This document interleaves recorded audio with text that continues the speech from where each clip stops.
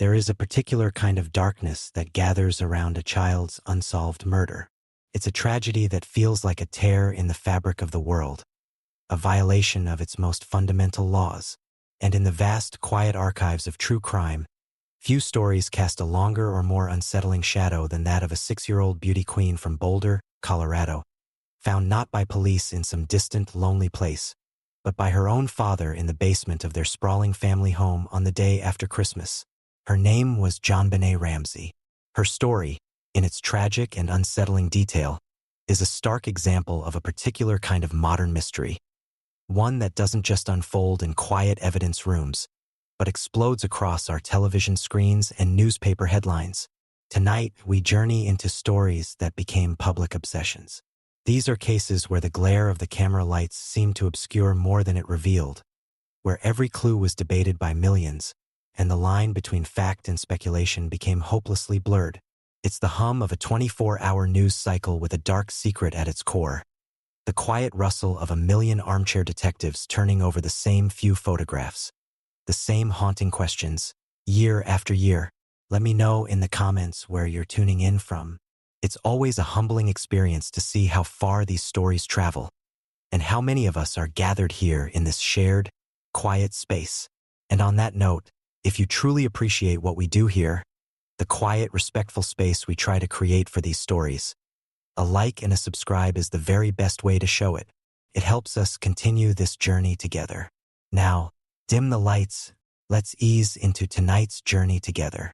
The murder of JonBenét Ramsey, Christmas 1996 in the Ramsey household was, by all outward appearances, a picture of idyllic American success. The family lived in a grand, 15-room Tudor-style home in a wealthy subdivision of Boulder, Colorado, a city nestled against the dramatic backdrop of the Rocky Mountains. The patriarch, John Ramsey, was the 53-year-old president and CEO of Access Graphics, a billion-dollar-a-year computer services company. He was handsome, successful, and respected. His wife, 40-year-old Patsy Ramsey, was a vivacious and sociable former Miss West Virginia, a woman who poured her energy into her home, her community, and her children. They had two, a 9-year-old son named Burke, and the light of their lives, 6-year-old JonBenét. JonBenét was a strikingly beautiful child, a tiny powerhouse of blonde hair, bright eyes, and charismatic energy. She was deeply enmeshed in the world of children's beauty pageants, a passion driven largely by her mother. Titled Little Miss Colorado and America's Royale Miss, JonBenét was a familiar sight in elaborate costumes with professionally styled hair and makeup, performing song and dance routines for judges. This aspect of her life would later become a source of intense public scrutiny and debate. But to her family, it was a world of innocent fun, ribbons, and trophies. On Christmas Day, JonBenét was showered with gifts, including a new bicycle she excitedly rode outside. That evening, the Ramseys attended a Christmas party at the home of their friends, the Whites. They returned home around 10 p.m., put their sleepy children to bed, and prepared for an early start the next day for a planned trip to their second home in Michigan. The house on 15th Street settled into a quiet, peaceful, post-Christmas slumber. The peace was shattered at 5:52 a.m. on the morning of December 26th. Patsy Ramsey, frantic and hysterical, made a desperate call to 911. Her words tumbled out in a torrent of panic. "We have a kidnapping," she screamed at the dispatcher. "Hurry, please. There's a note left, and our daughter is gone." In the background, John Ramsey could be heard, his voice urgent, picking up another phone to call friends. Patsy told the dispatcher her daughter was 6 years old, that she was blonde, and that she had been taken from her room. The call, which lasted for several minutes even after Patsy thought she had hung up, captured the raw, unfiltered chaos of the moment. The first officer to arrive on the scene was Rick French of the Boulder Police Department. He found a house in disarray, not from a struggle, but from the frantic energy of its occupants. John Ramsey was dressed. Patsy was in the same clothes she had worn to the party the night before, and on the floor of a back staircase, Officer French saw the single most important and most bizarre piece of evidence in the entire case: the ransom note. This was no ordinary note. It was a sprawling 2.5-page screed, written by hand on paper from a legal pad found inside the Ramsey home, with a felt-tip pen that also belonged to the family. The note was addressed to John Ramsey. It claimed to be from a group of individuals that represent a small foreign faction, who respected his business but not his country. It demanded the oddly specific sum of $118,000, an amount that happened to be almost the exact value of a recent work bonus John had received. The note warned him not to contact the police or any other authorities, and promised that if he did, she will be beheaded. It stated they would call him between 8 and 10 a.m. the next morning to arrange the money drop. The language was melodramatic and filled with phrases that sounded like they were lifted from movies like Speed and Dirty Harry. "Don't try to grow a brain, John," and "It's up to you now, John." From the moment it was found, the note felt wrong. Veteran FBI agents who later examined it would state they had never seen a ransom note like it. Kidnappers are typically direct and efficient. They want the money, not a platform for a rambling manifesto. The length, the internal source of the paper and pen, the strangely specific and relatively small ransom amount for a man worth millions. It all pointed away from a professional kidnapping and toward something far stranger, something personal and staged. This initial sense of strangeness was compounded by what happened next. The police response in the first few hours of the investigation has been described as a catastrophic failure of crime scene management. Instead of sealing off the house and treating it as a potential homicide scene, the first officers on the scene allowed it to become a gathering place. John and Patsy, in their distress, had called friends and their minister, who all began to arrive shortly after the police. These well-meaning friends, including Fleet White and Priscilla White, were allowed to wander freely through the house. One friend helped Patsy clean the kitchen.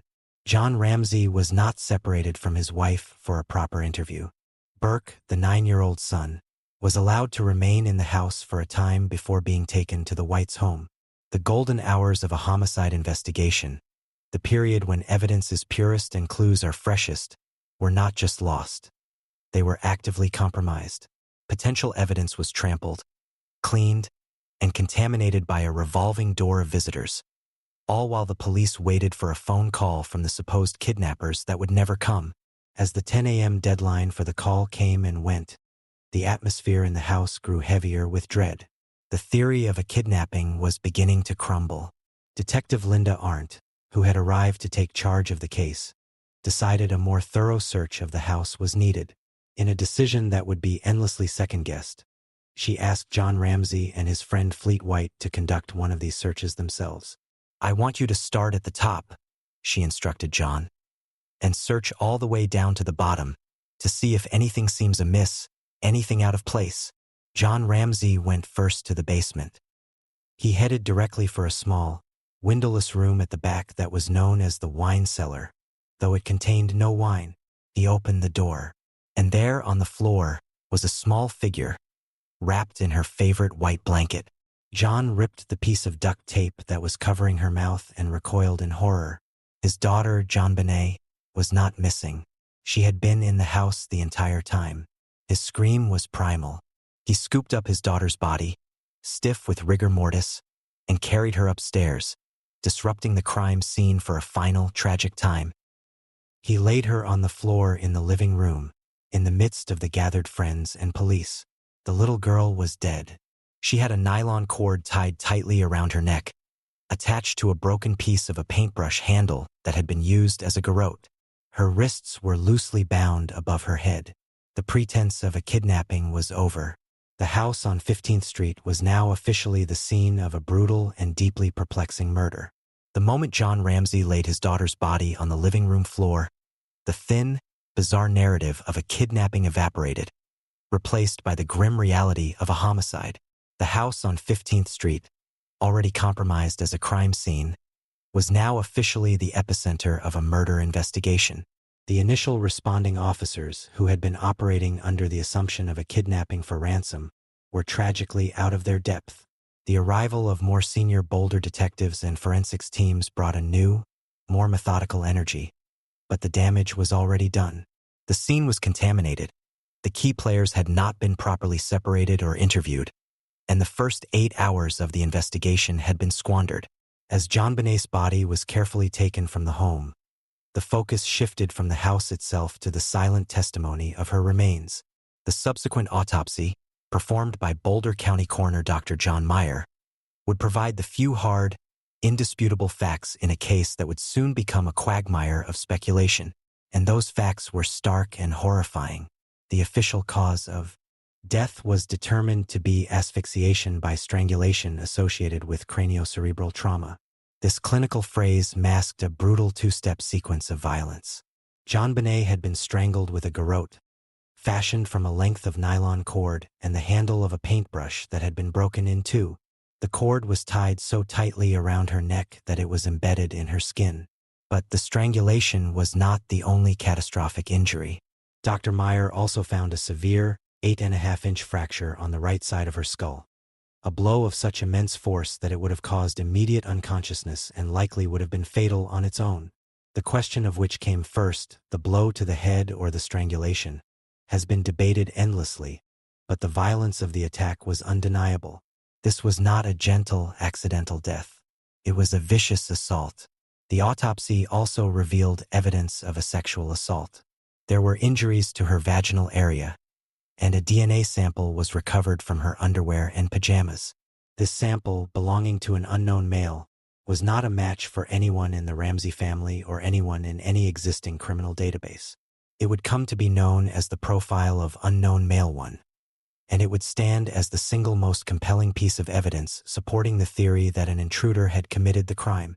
One final, strange detail emerged from the autopsy report.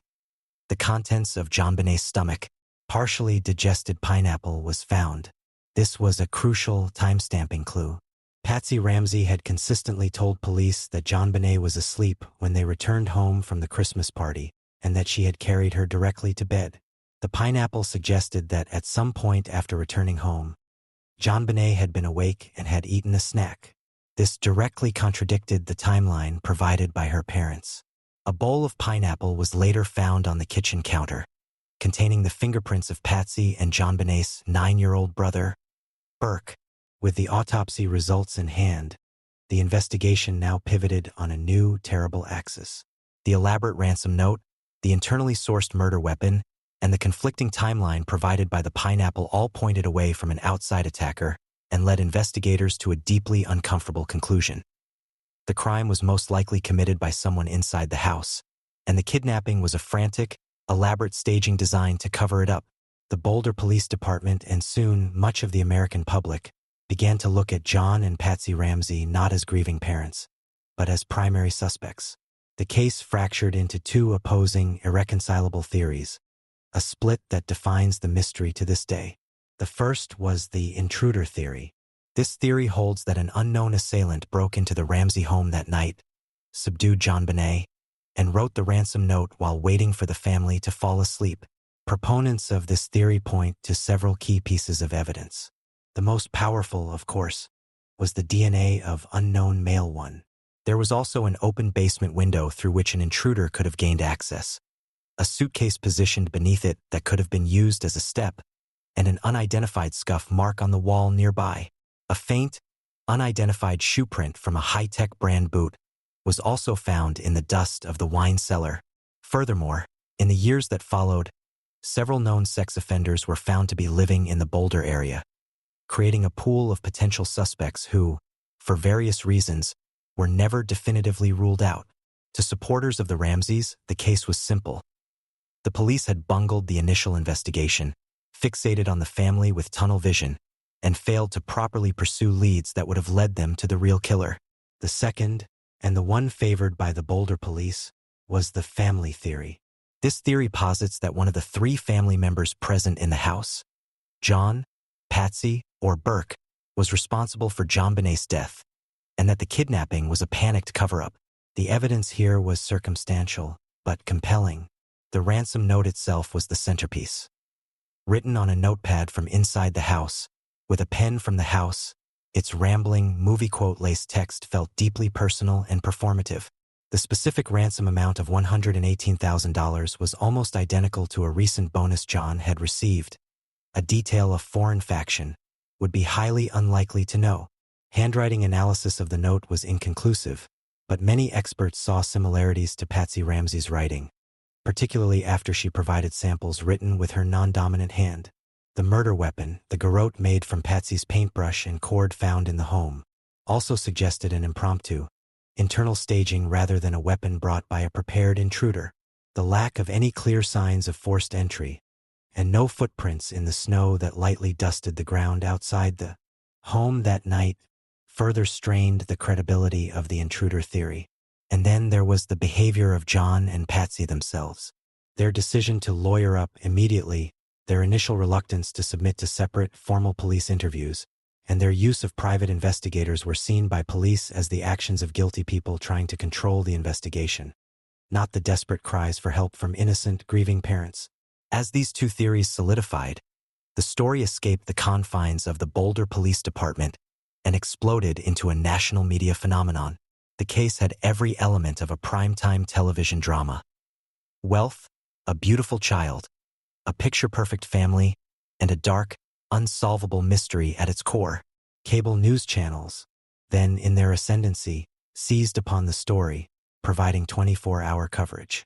The public became fascinated and horrified in equal measure, and it was at this point that the pageant videos began to surface.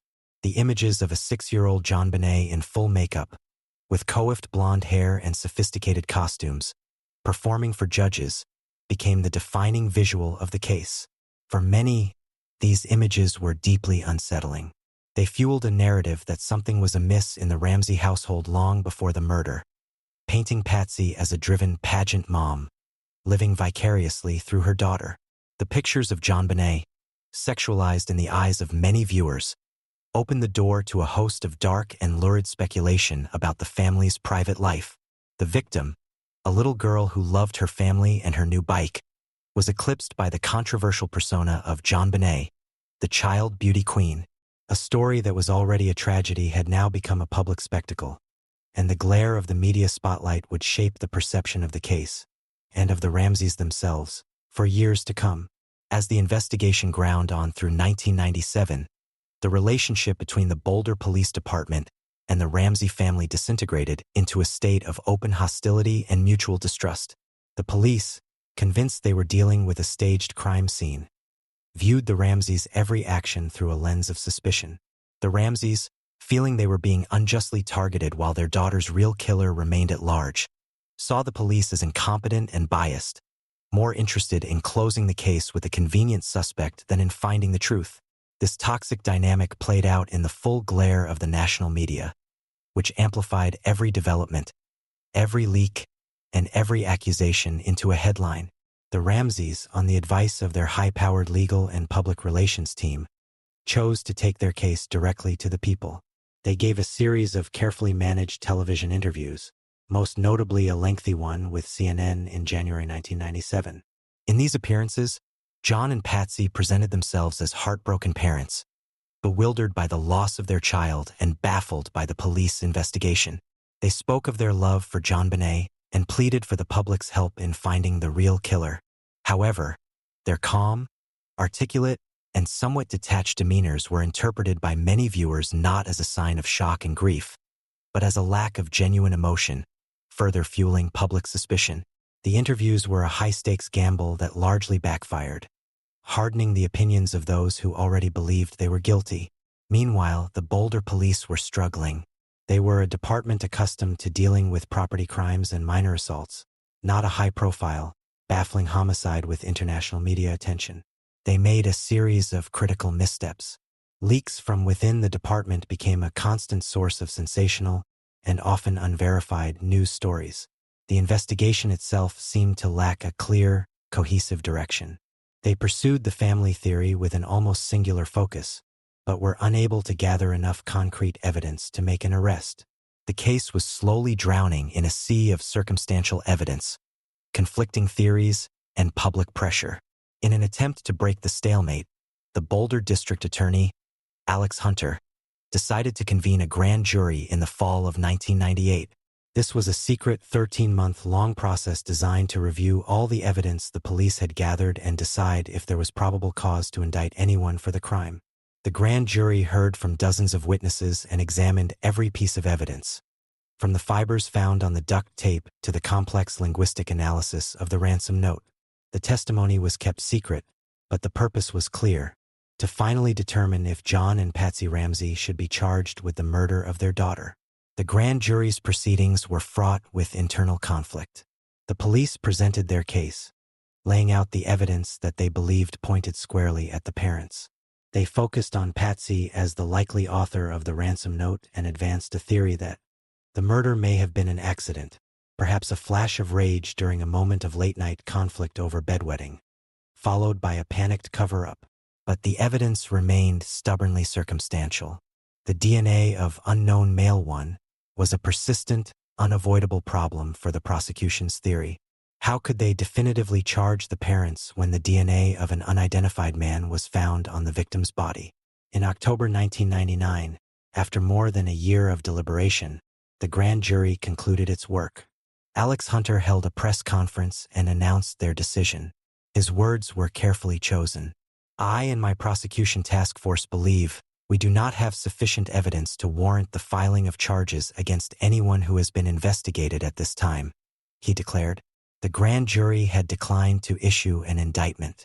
To the public, this seemed to be a vindication for the Ramseys, a confirmation that the case against them was simply not strong enough. For years, this was the accepted narrative. But the story was far more complicated. It wasn't until 2013, 14 years later, that a court order forced the release of previously sealed documents, revealing the stunning truth of what the grand jury had actually done. They had, in fact, voted to indict both John and Patsy Ramsey on charges of child abuse resulting in death. The grand jurors believed that one or both parents had unlawfully, knowingly, recklessly, and feloniously permitted a child to be unreasonably placed in a situation which posed a threat of injury to the child's life or health, which resulted in the death of JonBenét Ramsey. This was not a direct murder charge, but it was a serious felony charge that held them responsible for her death. The explosive truth was that District Attorney Alex Hunter had refused to sign the indictment. He had overruled the grand jury's decision. His reasoning was that he believed he could not secure a conviction in a trial. He felt the case was too compromised, the evidence too circumstantial, and the presence of the unknown DNA too significant a hurdle to overcome for a jury. He believed he could not prove the case beyond a reasonable doubt, and so he chose not to prosecute, leaving the indictment to expire and signed. This revelation reframed the entire history of the case, showing that a group of ordinary citizens who had reviewed all the evidence in secret had, in fact, believed there was enough to hold the Ramseys criminally responsible. As the official investigation languished, a third theory began to gain traction, one that had been whispered about since the beginning but was often dismissed as too disturbing to seriously consider. This theory focused on JonBenét's 9-year-old brother, Burke. The Burke theory suggests that the events of that night began not with an adult, but with a moment of sibling conflict. Proponents of this theory, most notably a team of investigators featured in a 2016 CBS documentary series, pieced together a speculative but compelling timeline. It begins with the bowl of pineapple. They theorized that after returning home, JonBenét, still awake, took a piece of pineapple from a bowl Burke was eating. This led to a flash of childish anger from Burke, who perhaps struck his sister with a heavy object that was nearby, like a large flashlight that was found on the kitchen counter. He did not intend to kill her, but the blow to her head was devastating, causing the massive skull fracture and rendering her unconscious. In this scenario, John and Patsy then discovered their daughter grievously injured, perhaps already dead, and their son responsible. Faced with an unthinkable choice, report the truth and lose one child to the justice system after having just lost the other, they made a desperate, panicked decision to cover up the crime to protect their surviving son. Patsy, in a state of shock, would have written the rambling ransom note. John would have then staged the strangulation with the garrote to make the death look like a deliberate, sexually motivated murder by an intruder, diverting suspicion away from Burke. This theory accounts for many of the case's most perplexing elements: the family source materials, the staged and performative nature of the crime scene, the pineapple, and the seemingly bizarre behavior of the parents. It paints a picture not of cold-blooded killers, but of parents making a series of catastrophic decisions in the fog of an unimaginable family tragedy. It remains, like all the others, a theory, but one that offers a chillingly plausible explanation for a set of facts that otherwise seem to defy logic. The years following the grand jury's secret decision were marked by a slow, agonizing descent into a legal and cultural cold case. The Ramseys, though never officially charged, remained under a permanent cloud of public suspicion. They relocated from Boulder to Atlanta, Georgia, attempting to rebuild their lives away from the intense media scrutiny and the ghost-filled house on 15th Street. In 2000, they published a book, The Death of Innocence, in which they passionately argued their case, detailed their frustrations with the Boulder police, and pleaded for the public to focus on the intruder theory. The book did little to change the hardened opinions on either side of the debate. The case itself faded from the headlines but never from the public consciousness, resurfacing periodically with a new book, a new documentary, or a new, tantalizing lead that would ultimately go nowhere. The DNA of unknown male 1 remained the most significant and enigmatic piece of the puzzle. Over the years, it was tested against the DNA of family members, friends, and more than 100 potential suspects, including known sex offenders in the area. No match was ever found. In 2006, the case was jolted back into the international spotlight with a stunning and bizarre development. A 41-year-old American schoolteacher named John Mark Carr was arrested in Bangkok, Thailand. He had, in a series of emails with a University of Colorado journalism professor, confessed to the murder of JonBenét Ramsey. His confession was detailed and lurid. He claimed to have drugged and sexually assaulted JonBenét before accidentally killing her. He spoke of his love for her. For a brief, breathless period, it seemed the mystery was finally solved. Carr was extradited to the United States in a blaze of publicity. However, the case against him disintegrated almost immediately. His story was riddled with inconsistencies, and it soon became clear that he was a troubled man with a history of bizarre obsessions and false confessions. The final, definitive blow came when his DNA did not match the unknown male 1 profile found on JonBenét's clothing. The Carr episode was a cruel and frustrating false dawn, a media circus that ultimately led nowhere, further traumatizing the Ramsey family and underscoring the case's status as a magnet for delusion and speculation. That same year, tragedy struck the Ramsey family again. Patsy Ramsey, who had been battling ovarian cancer for years, died at the age of 49. She went to her grave without ever seeing a resolution to her daughter's murder, and with her name still shadowed by suspicion. 2 years later, in 2008, a new Boulder district attorney, Mary Lacey, took a dramatic and unprecedented step. Armed with new, more sophisticated DNA testing techniques, her office had managed to develop a more complete profile of unknown male 1 from a sample found on JonBenét's long johns. This new touch DNA technology confirmed that the DNA belonged to a single, unidentified male. In a move that stunned many, Lacey wrote a formal letter of apology to John Ramsey. To the extent that we may have contributed in any way to the public perception that you might have been involved in this crime, she wrote, I am deeply sorry. No innocent person should have to endure such an ordeal. She officially and publicly exonerated John Ramsey, Patsy Ramsey, and their son, Burke. For John Ramsey and his supporters, it was a long overdue moment of official vindication. The district attorney's office had finally acknowledged the power of the DNA evidence and declared them innocent. However, for many investigators, both retired and active, and for a large segment of the public, the exoneration felt premature and unwarranted. They argued that the presence of unknown DNA on a piece of clothing did not automatically negate the mountain of circumstantial evidence pointing toward a staged crime scene. The source of the DNA was unknown. It could have come from an innocent source, perhaps during the manufacturing of the clothing, and might not be related to the crime at all. The debate continued, with the DA's office on one side and many of the original case detectives on the other, a perfect reflection of the case's intractable divisions. Today, more than a quarter century after her death, the murder of JonBenét Ramsey remains officially unsolved. John Ramsey is now in his late 70s. Burke Ramsey, who was 9 at the time of his sister's death, is a man in his mid-30s who has largely avoided the public eye. though he did file a defamation lawsuit against CBS for the documentary that implicated him, which was later settled out of court. The house on 15th Street in Boulder has been sold several times. Its dark history, a permanent part of its story. The case file remains open at the Boulder Police Department, a cold case that is periodically reviewed as new forensic technologies emerge. In late 2022, it was announced that the case would be handed over to the Colorado Cold Case Review Team, and that new, cutting-edge DNA testing would be employed, hoping to finally identify unknown male one through advanced genealogical databases, a technique that has successfully solved other high-profile cold cases like the Golden State Killer.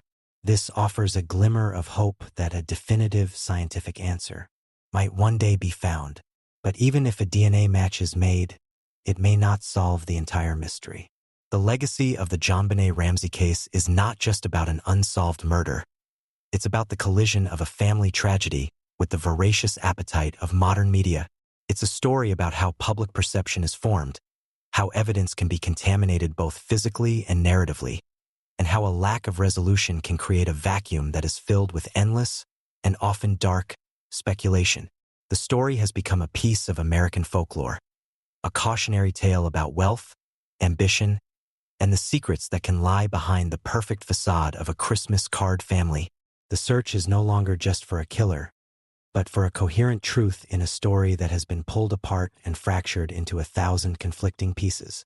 The final truth, if it ever comes, will have to account not just for the DNA, but for the pineapple, the paintbrush, and the haunting 2.5-page ransom note that started it all. The murders of Nicole Brown Simpson and Ron Goldman in the early summer of 1994. The Brentwood neighborhood of Los Angeles felt like a world apart. It was a place of manicured lawns, sprawling Spanish-style mansions, and quiet, sun-drenched streets where the hum of a luxury car was the most common sound. This was the polished, placid surface of American success, a haven for celebrities, executives, and those who had ascended to the highest echelons of wealth and status. It was a world that seemed insulated from the random, brutal violence that plagued other parts of the city. But on the night of June 12, 1994, the illusion of that perfect tranquility would be shattered forever, not by an invading force, but by a bloody eruption of rage that seemed to spring from the very heart of its celebrity culture. At the center of this world, though trying to build one of her own, was Nicole Brown Simpson. At 35, she was a striking woman, a devoted mother to her 2 young children, Sydney and Justin. For years, she had been known to the world primarily as the wife of a living legend, O.J. Simpson. But their marriage, a tempestuous 7-year saga, had ended in divorce 2 years prior. She was now forging her own identity, trying to create a life of relative normalcy for her children, separate from the all-consuming orbit of her famous ex-husband. Their relationship, however, remained a complex and volatile one. It was a connection marked by a documented history of domestic violence, including a now infamous 911 call from 1989, where a terrified Nicole could be heard screaming as O.J. raged in the background. Despite the divorce, he remained a powerful, and at times menacing, presence in her life. On that Sunday evening, Nicole and her family, including her mother, had dinner at Mezzaluna, a popular Italian restaurant in Brentwood. It was a pleasant, unremarkable meal. After dinner, Nicole's mother, Juditha, inadvertently left her eyeglasses and a prescription behind at the restaurant. It was a small, forgettable mistake, the kind of minor inconvenience that happens every day. But this one would set in motion a chain of events that would lead to tragedy. A 25-year-old waiter at Mezzaluna named Ron Goldman discovered the glasses. Goldman was a handsome, charismatic young man, an aspiring actor and model who worked at the restaurant while trying to get his big break. He was well-liked by his colleagues and was friends with Nicole. After his shift ended, in a simple act of kindness, he offered to drop the glasses off at Nicole's condominium on his way to meet friends. He clocked out of work a few minutes after 9:30 p.m. and made the short drive to 875 South Bundy Drive. He was just doing a favor for a friend, a final decent act on an otherwise ordinary night. The first sign that something was terribly wrong came not from a human cry, but from the mournful, agitated howls of a dog. Shortly after 10:30 p.m., a neighbor of Nicole's heard her Akita, Cato, barking incessantly. Later, around 11 p.m., another neighbor found the dog wandering the street, its paws and legs stained with blood. The neighbor, concerned but not yet alarmed, took the dog in for the night. But the Akita was restless and kept leading him back toward Nicole's condo. Finally, just after midnight, the neighbor followed the dog to the front gate of Nicole's townhouse. Peering down the dimly lit walkway, he saw something that made him recoil in horror. On the tiled path, partially obscured by the shadows and overgrown foliage, was what appeared to be a body. He rushed home and called the police. The first two LAPD officers, Robert Risk and Miguel Terrazas, arrived on the scene at 12:13 a.m. on what was now Monday, June 13th. The front gate to the condo was open. The scene they discovered was one of shocking, almost unimaginable brutality. The flagstone walkway was slick with so much blood it pooled and ran in rivulets between the stones. Lying at the base of the front steps was the body of Nicole Brown Simpson. She was crumpled in the fetal position, dressed in a simple black dress. Her throat had been slashed so severely she was nearly decapitated. She had been stabbed multiple times. A few feet away, slumped against the iron fence near some bushes, was the body of Ron Goldman. He too had been the victim of a frenzied attack, with numerous defensive wounds on his hands and arms, indicating he had fought fiercely for his life. His final moments must have been a terrifying, incomprehensible whirlwind of violence, an act of kindness repaid with a savage death. On the ground near the bodies, police found several key pieces of evidence: a single, dark leather glove, stained with blood, and a knit ski cap. It was clear this was not a robbery. Nicole's purse was untouched inside the condo. This was a crime of pure, unadulterated rage. The immediate protocol for the police was to secure the scene and notify the next of kin. That meant finding O.J. Simpson to inform him of his ex-wife's murder and to arrange for the care of their two children, who were, thankfully, asleep and unharmed inside the condo. For detectives, including the infamous Mark Furman and his senior partner Tom Lang, drove the 2 miles from the Bundy crime scene to O.J.'s sprawling estate at 360 North Rockingham Avenue. When they arrived, they found the estate dark and silent. There was no answer at the gate's intercom. Parked on the street outside, parked at an odd angle, was O.J.'s white Ford Bronco. Detective Furman, shining his flashlight on the vehicle, noticed a small, dark smudge on the driver's side door handle that appeared to be blood. Their concern grew. They worried that Simpson himself might have been a victim, that the killer who had attacked Nicole and Ron might have come here next. After failing to raise anyone for nearly an hour, Furman made a controversial decision. He scaled the wall of the estate to open the gate from the inside, an act that would later be heavily scrutinized as a potential violation of Simpson's Fourth Amendment rights. Once inside the property, the detectives roused a house guest, a quirky aspiring actor named Brian Cato Kalin, who was living in a bungalow on the property. Kalin told them that he had last seen O.J. around 9:30 p.m., and that later in the evening, around 10:40 p.m., he had heard 3 loud thumps on the outside wall of his room, powerful enough to shake a picture from the wall. He had assumed it was an earthquake, a common occurrence in Southern California. The detectives finally reached O.J.'s daughter, Arnell, who let them into the main house. Simpson was not there. They soon learned he had taken a late-night flight to Chicago for a planned corporate event. But as Detective Furman walked along a narrow, leaf-strewn path behind Cato Kalin's bungalow, his flashlight beam fell upon something lying in the dirt. It was another dark leather glove. It was damp, sticky with what looked like blood, and it appeared to be the right-handed mate to the left-handed glove found at the bloody murder scene on Bundy Drive. In that single, stunning moment of discovery, the entire focus of the investigation shifted. O.J. Simpson was no longer a potential victim or simply the grieving ex-husband. He was now the primary and only suspect in a brutal double homicide. The glove was a direct, physical link between the place where Nicole and Ron lay dead and the quiet, manicured grounds of his own home. The stage was set for the most sensational and divisive criminal case in American history. The discovery of the second bloody glove behind Cato Kalin's bungalow was the pivotal moment that transformed a horrifying double murder into the O.J. Simpson case. With this direct physical link, the detectives at the Rockingham estate immediately contacted the Chicago Police Department. They needed to speak with Simpson, not just to deliver the tragic news, but to begin feeling out the man who was now their only suspect. In a hotel room in Chicago, O.J. Simpson was awakened by a call from the police. The conversation that followed was, according to the officers who were listening in Los Angeles, deeply strange. When informed that his ex-wife had been killed, Simpson did not ask how, when, or where. His reaction was not one of shocked disbelief or questioning grief. Instead, he seemed to let out a guttural moan. He was told his children were safe at the police station. He agreed to take the first flight back to Los Angeles. After he hung up, detectives in his Chicago hotel room would later report finding a broken drinking glass and a small spot of blood on a washcloth, suggesting a moment of intense agitation. Simpson arrived back in Los Angeles later that morning and, waiving his right to have a lawyer present, voluntarily went to the LAPD headquarters at Parker Center for an interview. This interview, which was recorded, would become a cornerstone of the prosecution's case.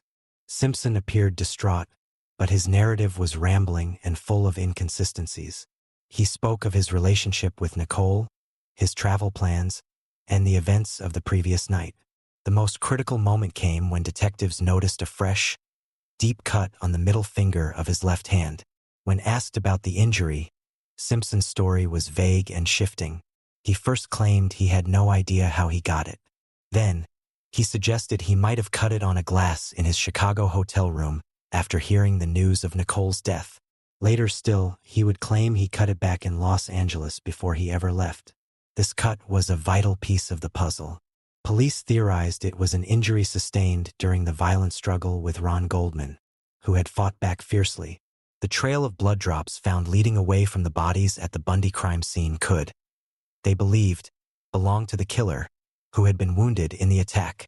While Simpson was being questioned, the forensic investigation was kicking into high gear, and the evidence against him was mounting at an astonishing rate.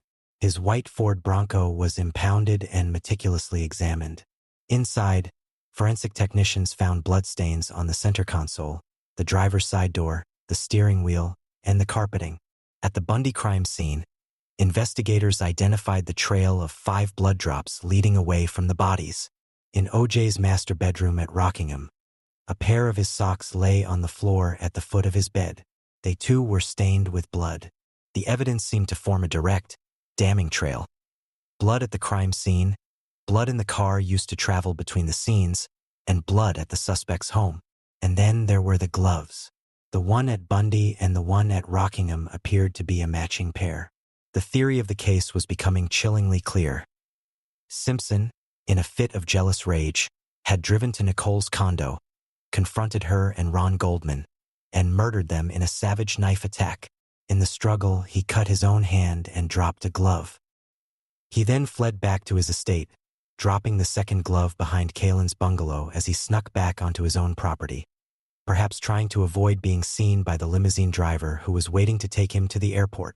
On June 16th, a public memorial service was held for Nicole. O.J. Simpson attended, a bizarre and surreal spectacle of a chief suspect mourning his alleged victim. He arrived with his 2 children, Sydney and Justin, his face a mask of grief.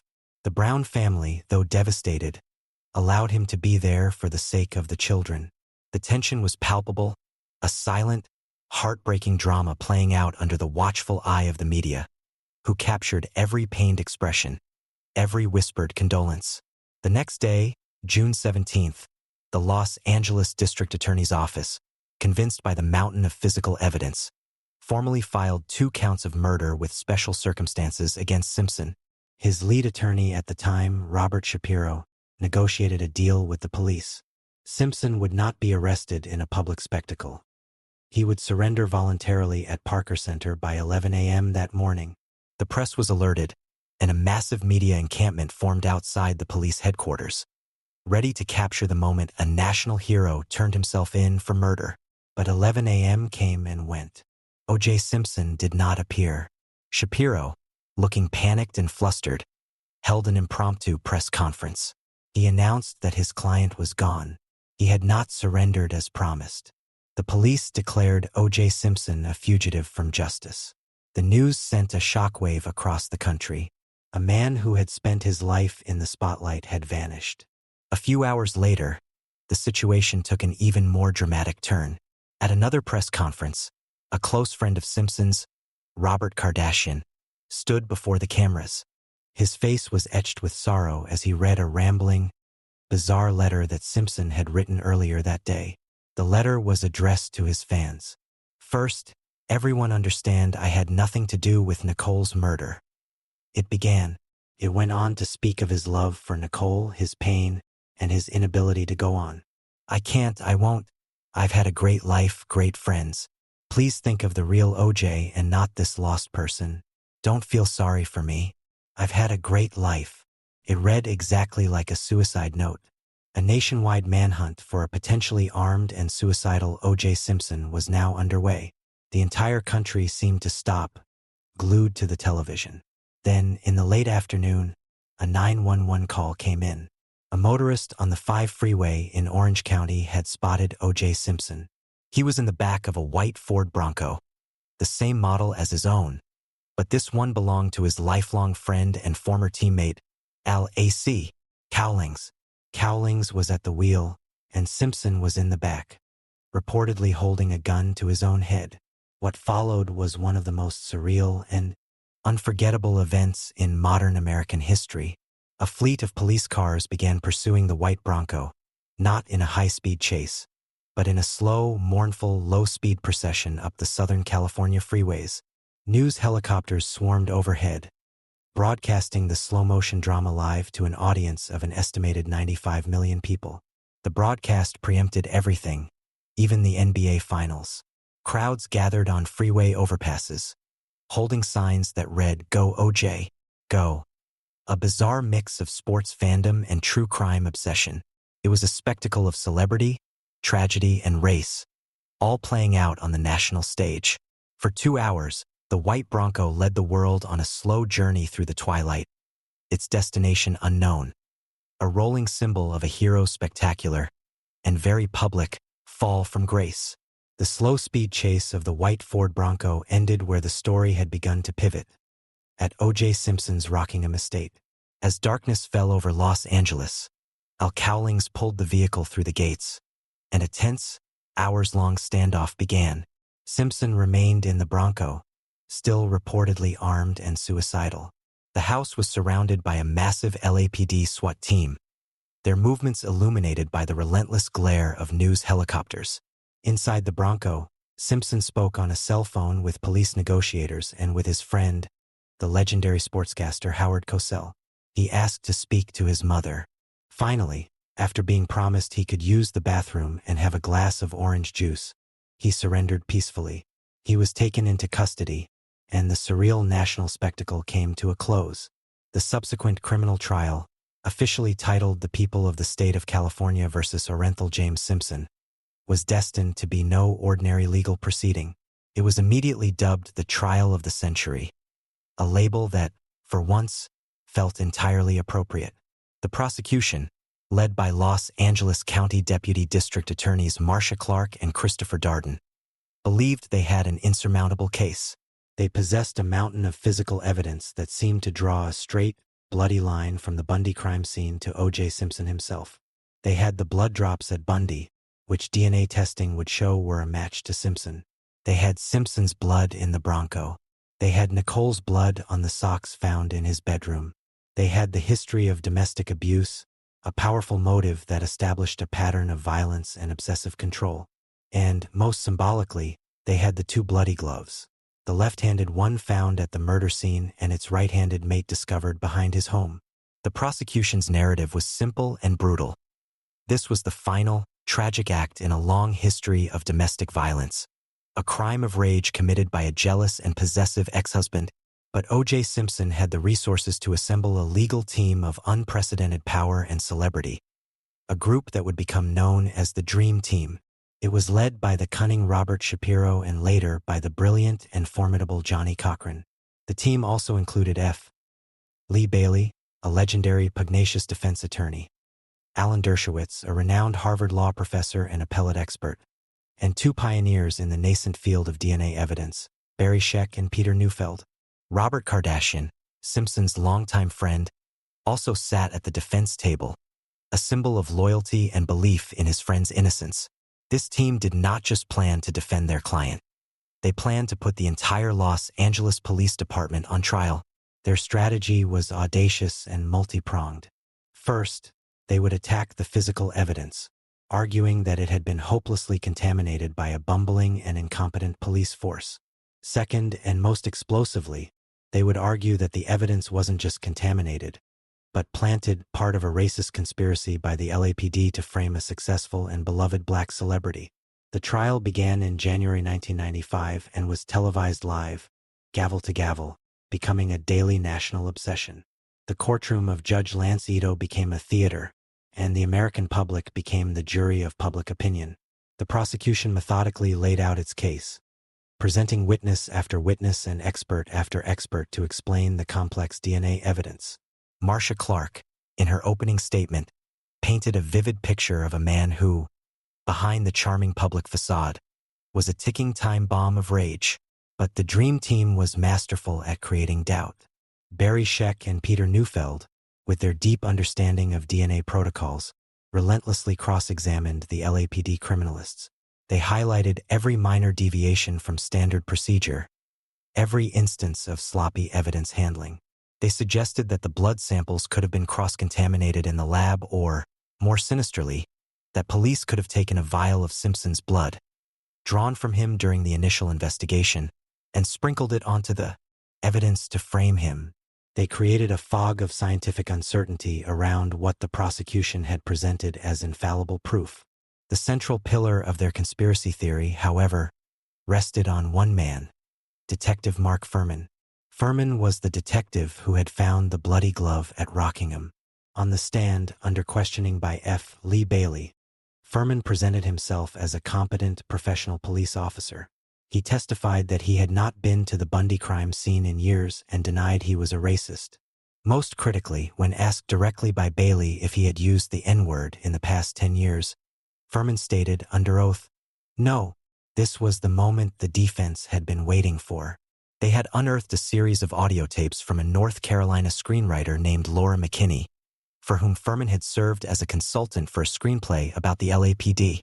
On these tapes, Fuhrman could be heard using the racial slur repeatedly and graphically. He also boasted of planting evidence, beating suspects, and coercing confessions.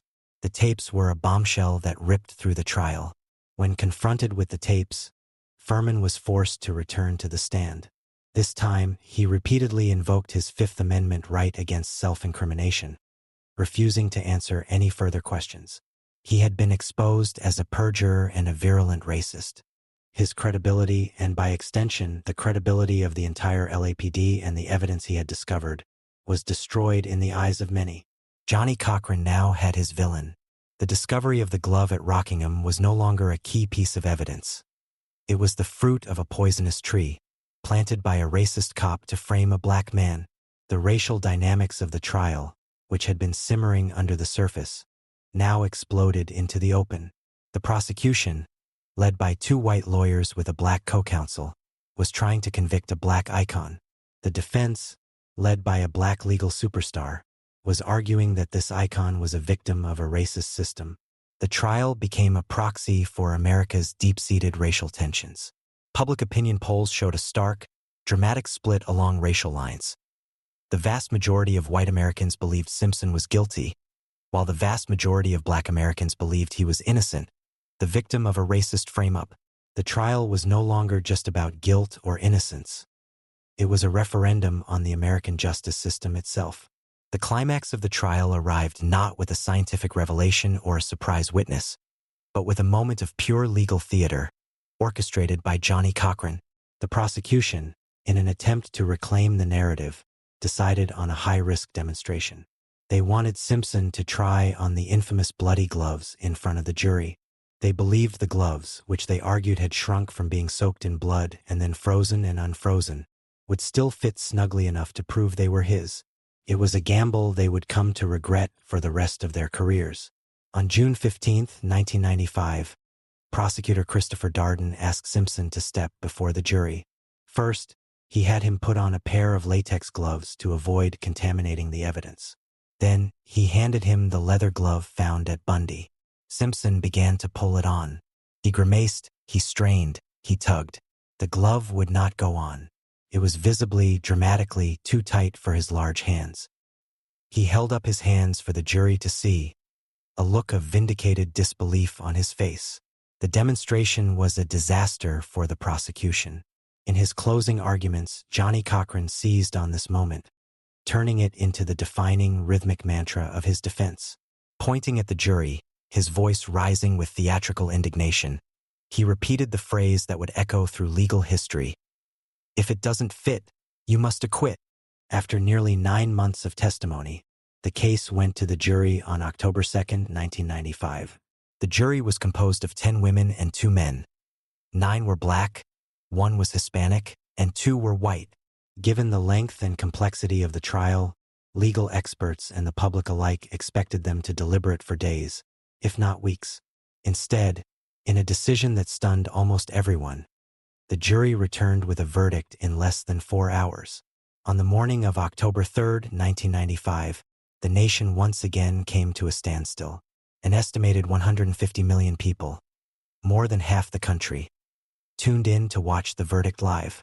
In the silent, tense courtroom, the jury foreman handed the verdict to the clerk. O.J. Simpson stood, his face a mask of nervous anticipation. The clerk read the finding on the first count. In the matter of the people of the state of California versus Orenthal James Simpson, we, the jury, find the defendant, Orenthal James Simpson, not guilty of the crime of murder. The same verdict followed for the murder of Ron Goldman. A wave of raw, divergent emotion crashed through the courtroom and across the country. The defense table erupted in celebration. Simpson mouthed thank you to the jury. Johnny Cochran embraced his client. Robert Kardashian looked stunned, his face a mixture of relief and disbelief. At the prosecution's table, Marcia Clark sat stone-faced. Behind her, Ron Goldman's father, Fred Goldman, and his sister, Kim, collapsed into sobs of anguish and fury. Outside the courthouse and in living rooms and offices across America, the reaction was just as starkly divided. Cheers erupted in some neighborhoods, while stunned, angry silence fell over others. The verdict had not healed the nation's racial divide. It had exposed it in the rawest way imaginable. Legally, O.J. Simpson was a free man, but the families of the victims refused to let the matter rest. The Goldman and Brown families filed a wrongful death civil suit against Simpson. This trial, which began in 1996, was a different beast entirely. It was not televised. The standard of proof was lower, not beyond a reasonable doubt, but a preponderance of the evidence. And crucially, Simpson himself was compelled to testify. On the stand, under withering cross-examination from the Goldman family's attorney, Daniel Petrocelli, Simpson was a far less confident figure. He was evasive, argumentative, and his previous denials began to crumble under the sustained pressure. Petrocelli confronted him with photos of him wearing the same type of Bruno Magli shoes that had left bloody prints at the crime scene. Shoes Simpson had sworn under oath he never would have owned. In February 1997, a civil jury in Santa Monica found O.J. Simpson liable for the deaths of Nicole Brown Simpson and Ronald Goldman. They ordered him to pay $33.5 million in damages. For the Goldman and Brown families, it was a declaration of what they had always known to be true. One court had found him not guilty, but another had found him responsible. The verdict did little to diminish Simpson's celebrity or his strange, surreal place in American culture. He was a pariah in many circles, but still a figure of fascination. He spent years trying to maintain his lifestyle, fighting the civil judgment, and occasionally resurfacing in the media. His final downfall came not from the crime that made him infamous, but from a pathetic and thuggish act of hubris. In 2007, Simpson led a group of men into a Las Vegas hotel room to confront 2 sports memorabilia dealers. Simpson claimed the dealers had stolen personal items from him. At gunpoint, they robbed the men of thousands of dollars worth of memorabilia. It was a clumsy, amateurish armed robbery. This time, there was no dream team, no grand narrative of race and conspiracy. There were only hotel surveillance cameras and audio tapes of Simpson commanding the robbery. In 2008, 13 years to the day after his acquittal for murder, a Las Vegas jury found O.J. Simpson guilty of kidnapping and armed robbery. He was sentenced to 33 years in prison. The irony was lost on no one. The man who had been acquitted of a brutal double murder was finally brought down by a cheap, desperate heist. O.J. Simpson was released on parole in 2017 after serving 9 years. He lived his final years in relative quiet in Las Vegas before passing away from cancer in April 2024. His death marked the final chapter in a saga that held a mirror up to America, reflecting its deepest obsessions with celebrity, race, and justice, and its most painful divisions.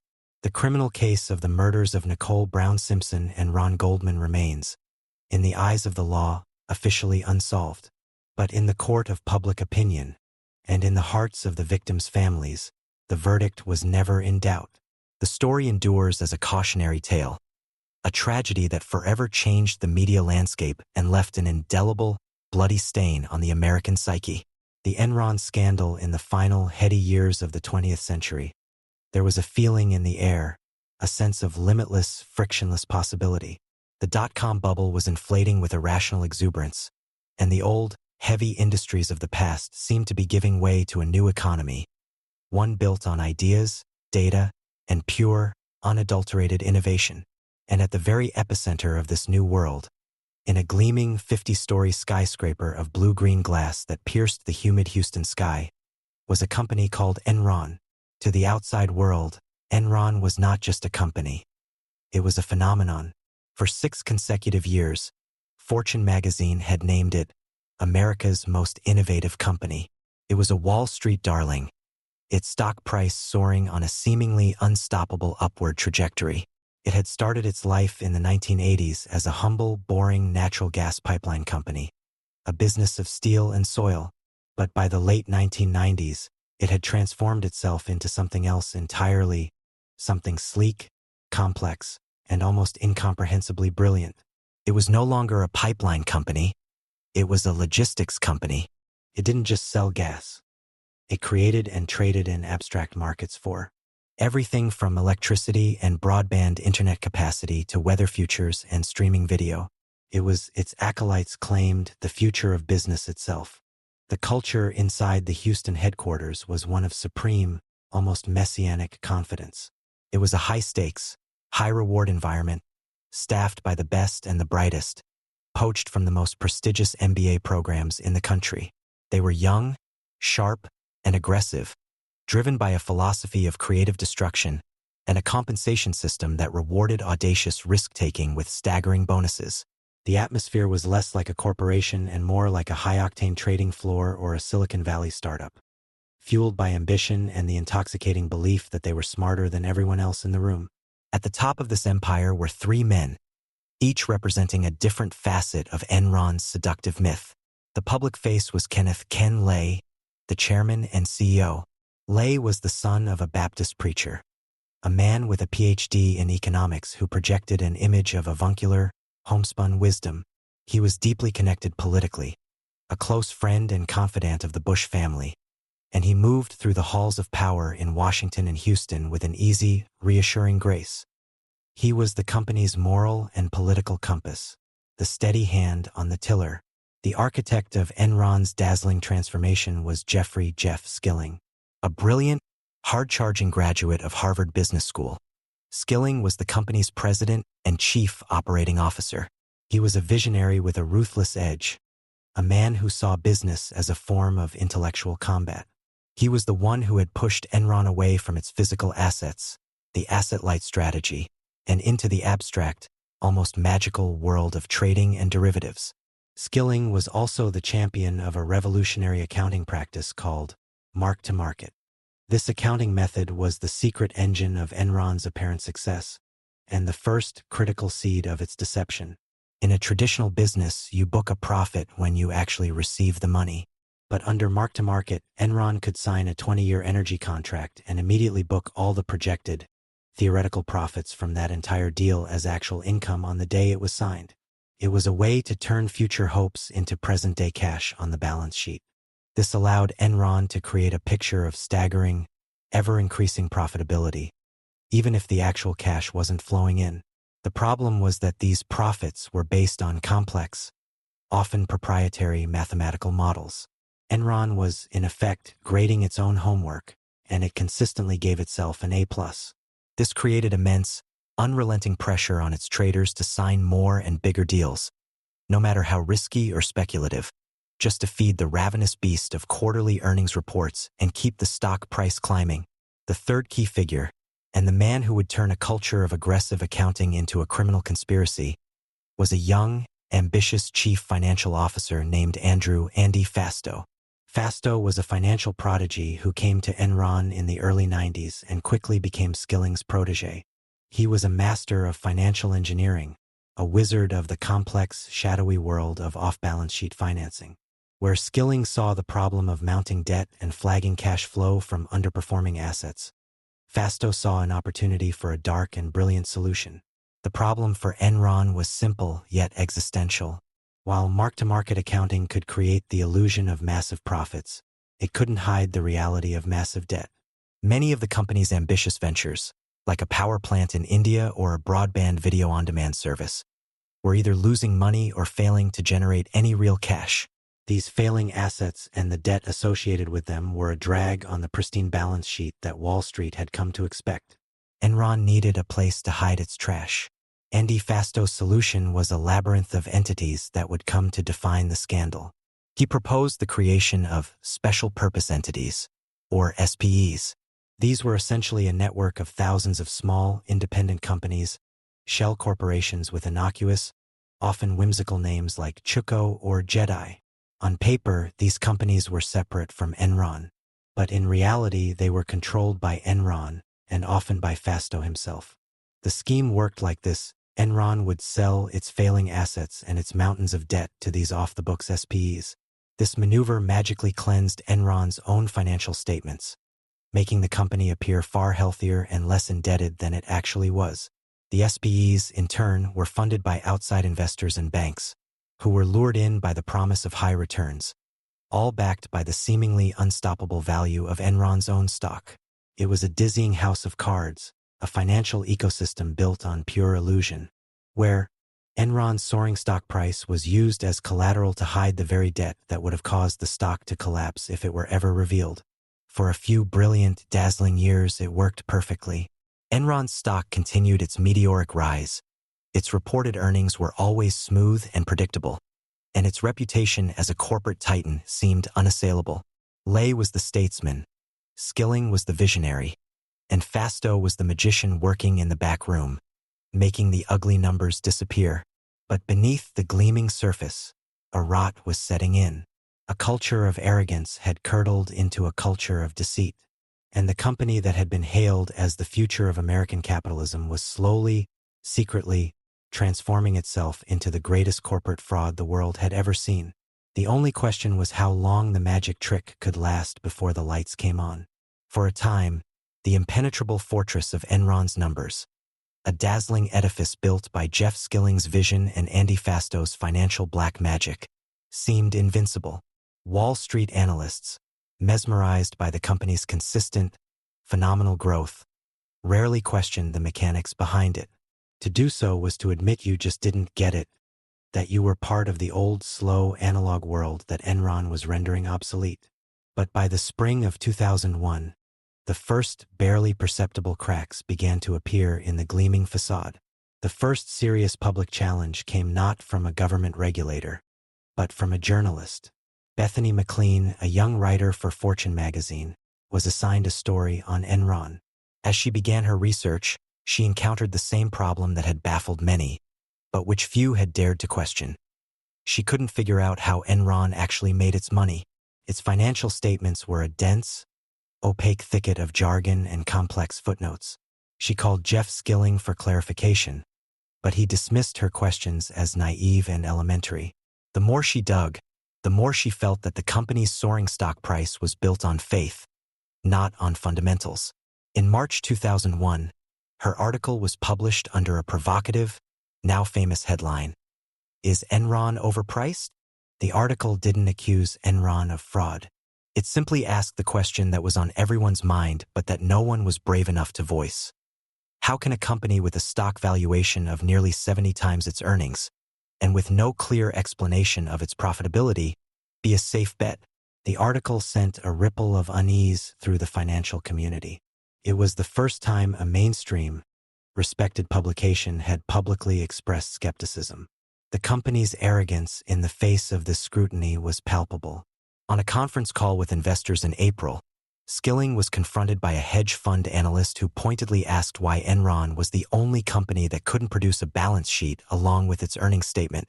Skilling's response was a moment of pure, unadulterated hubris that would become legendary. "Well, thank you very much," Skilling sneered into the phone. "We appreciate that, asshole." The callous dismissal stunned the call into silence. It was the sound of an emperor who could not and would not tolerate any questions about his new clothes. But behind the scenes, the pressure was mounting. The complex web of special-purpose entities created by Andy Fasto to hide debt was becoming increasingly unstable. These entities relied on the ever-rising value of Enron's stock to remain solvent. But the dot-com bubble was bursting, and Enron's stock, after peaking at over $90 a share, was beginning to slide. As the stock price fell, the entire house of cards began to wobble. The hidden debts threatened to come roaring back onto Enron's books. Then, on August 14, 2001, came the shockwave. Jeff Skilling, the visionary architect, the intellectual heart of the company, abruptly resigned as CEO, citing personal reasons. He had been in the top job for only 6 months. It was a stunning, inexplicable move. Why would the captain of the most innovative company in America suddenly abandon ship? Wall Street was spooked. The stock, which had already been weakening, began to fall more sharply. Ken Lay, the reassuring father figure, stepped back into the CEO role, trying to calm the nervous markets. He assured everyone that the company was on solid ground and that Skilling's departure was in no way related to any problems at Enron. It was in this climate of growing unease that the truth began to surface from within. A vice president in the corporate development division named Sharon Watkins had been tasked with a new role and, in the process, began examining the books of Fasto's partnerships. What she found horrified her. She saw the labyrinthine network of SPEs for what it was: a fraudulent scheme designed to deceive investors by artificially inflating profits and hiding massive losses. She realized that the company was on the verge of a catastrophic collapse. 1 week after Skilling's resignation, Watkins wrote a now-famous anonymous memo to Ken Lay, warning him of what she had found. "I am incredibly nervous that we will implode in a wave of accounting scandals," she wrote. She detailed the flawed logic of the SPEs and the potential for financial ruin. She explained, a loyal employee who wanted to save the company before it was too late. She later met with Lay in person, laying out her concerns. This was the moment of truth for Ken Lay. He was faced with a credible, internal whistleblower telling him his company was a sham. He could have gone to outside counsel, to the SEC, to the company's auditors. Instead, he made a fatal decision. He tasked Enron's own law firm, Vinson & Elkins, with conducting an investigation into Watkins's claims.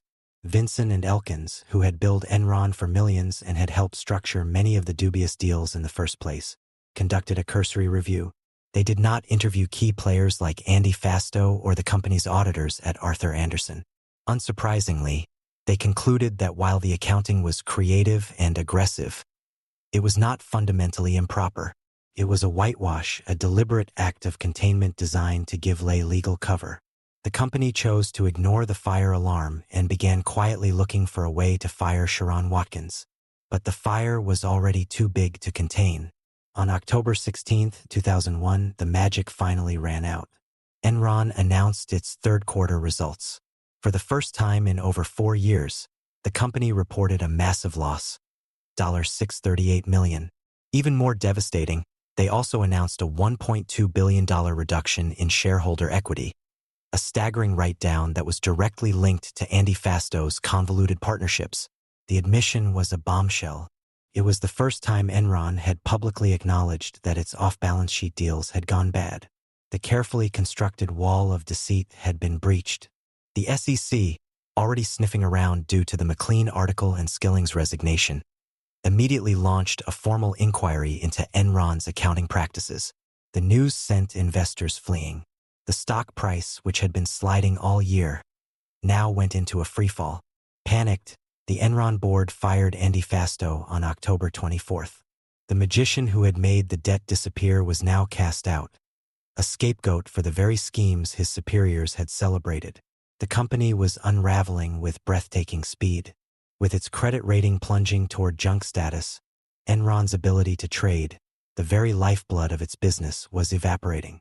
A desperate, last-ditch merger with a smaller crosstown rival, Dynegy, was announced, but it collapsed within weeks as the true, horrifying scale of Enron's hidden debt became apparent. No one knew what the company was actually worth, but everyone knew the number was falling toward zero. Inside the Houston skyscraper, a different kind of panic was setting in. As the federal investigation loomed, employees at Enron's auditor, Arthur Andersen, one of the most respected accounting firms in the world, received a new directive. They were reminded of the firm's document retention policy, a euphemism for a policy of destruction. A frantic, systematic shredding of documents began. For weeks, tons of paper, audit reports, memos, emails related to the Enron account were fed into industrial-grade shredders 24 hours a day. It was a desperate, illegal attempt to destroy the paper trail, to erase the evidence of their own complicity in the greatest corporate fraud in American history. But it was too late. The world was now watching. On December 2, 2001, Enron filed for Chapter 11 bankruptcy. The seventh largest company in the United States, once valued at nearly $70 billion, was now worthless. The collapse of Enron was more than just a corporate bankruptcy. It was a seismic event that sent shockwaves through the American economy and psyche. The sheer speed and scale of the implosion were breathtaking. In a matter of weeks, a company that had symbolized the pinnacle of innovation and market dominance was revealed to be a hollow shell, a monument to greed and deception. The human cost was immediate and devastating. The 20,000 employees of Enron not only lost their jobs in the weeks leading up to Christmas 2001, but the vast majority also saw their life savings and retirement funds evaporate overnight. This was due to a particularly cruel feature of the company's final days. Enron had heavily encouraged its employees to invest their 401k retirement savings in company stock, promoting it as a can't-miss opportunity. As the stock began its precipitous slide in the autumn of 2001, the company implemented a lockdown on its 401k plan, citing a change in plan administrators.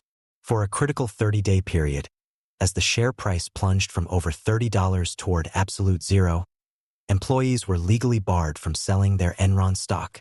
They could only watch in helpless horror as their financial futures were wiped out. Meanwhile, it was later revealed that top executives, including Ken Lay, had been quietly cashing out hundreds of millions of dollars in their own stock holdings in the months leading up to the collapse, armed with the insider knowledge that the company was a house of cards.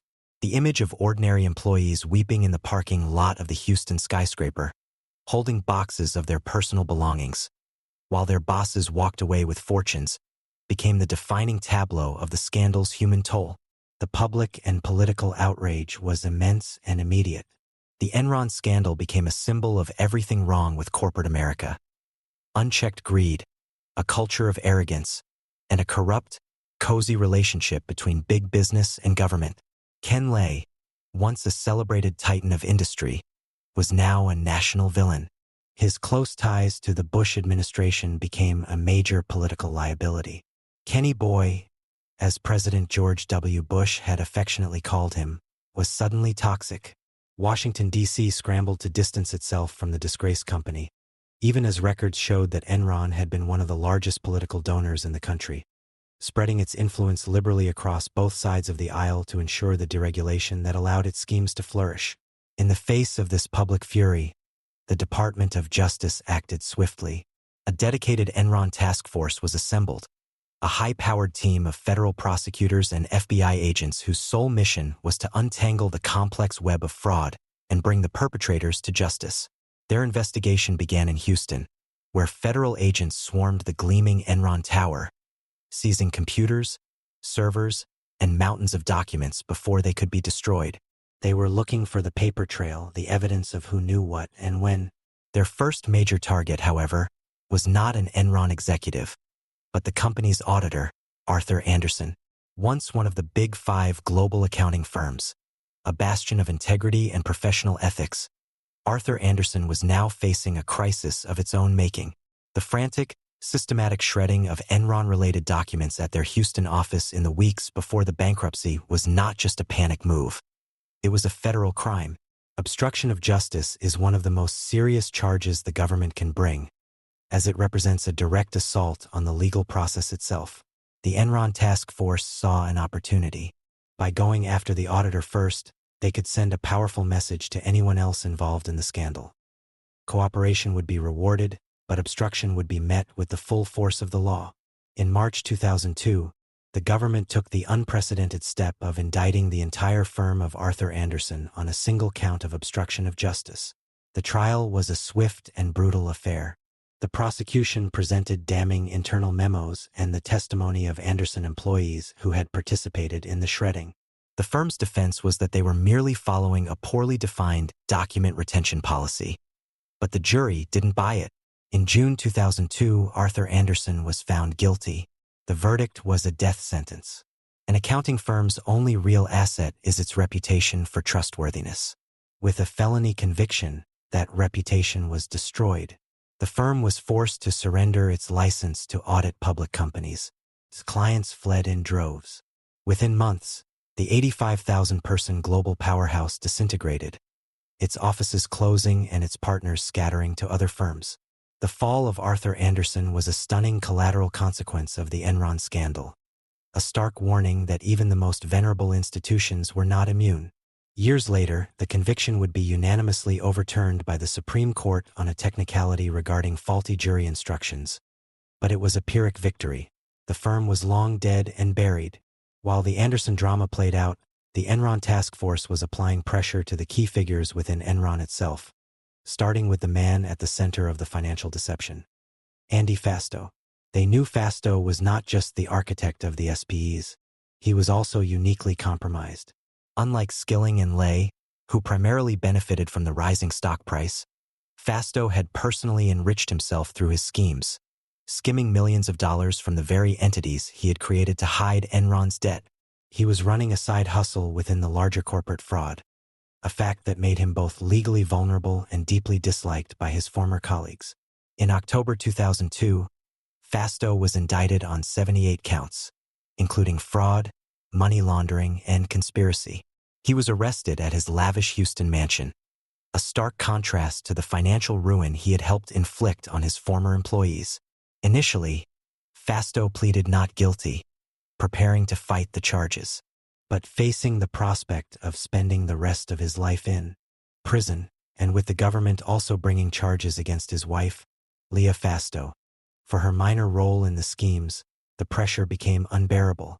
In January 2004, Andy Fastow struck a deal. He agreed to plead guilty to 2 counts of conspiracy and to become a cooperating witness for the government.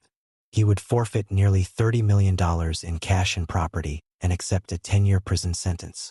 In exchange, he would provide the task force with the ultimate insider's guide to the Enron fraud. He would become the government's star witness, the man who would explain to a jury exactly how the schemes worked, who approved them, and how his bosses, Jeff Skilling and Ken Lay, were not just aware of the fraud, but were its chief architects and beneficiaries. The dominoes were beginning to fall. The government now had the magician, and he was ready to reveal all of his former master's secrets. With Andy Fastow's cooperation secured, the Enron task force had the leverage it needed to go after the men at the very top. In February 2004, the final, most anticipated indictment was unsealed. Jeffrey Skilling, the visionary CEO and intellectual architect of Enron's transformation, was charged with more than 30 counts of fraud, conspiracy, and insider trading. The indictment painted a picture of a man who had relentlessly pressured his subordinates to make the numbers at any cost and had knowingly and repeatedly lied to investors and the public about the true financial health of the company. 5 months later, in July 2004, Ken Lay, the avuncular chairman and company patriarch, was also indicted. He was charged with personally perpetuating the fraud, particularly in the company's final, desperate months, when he continued to assure employees and the market that Enron was fundamentally sound. Even as he knew it was collapsing from within, the stage was set for the main event, the joint trial of Ken Lay and Jeff Skilling, which began in Houston in January 2006. It was one of the most complex white-collar crime trials in American history, a 6-month-long deep dive into the arcane world of corporate finance, off-balance sheet entities, and mark-to-market accounting. The prosecution's case rested heavily on the testimony of their cooperating witnesses, most notably Andy Fasto. On the stand, Fasto was a compelling, if unsympathetic, figure. He calmly and methodically walked the jury through the labyrinth of his schemes, explaining how the special-purpose entities were used to manipulate earnings and hide debt. Most importantly, he testified that both Lay and Skilling knew exactly what he was doing and had personally approved the deceptive transactions. He claimed that when he presented the schemes, Skilling would tell him, "Get me as much of that juice as you can." He was, in his telling, not a rogue actor, but a loyal soldier carrying out the orders of his generals. The defense strategy was to relentlessly attack the credibility of the government's witnesses.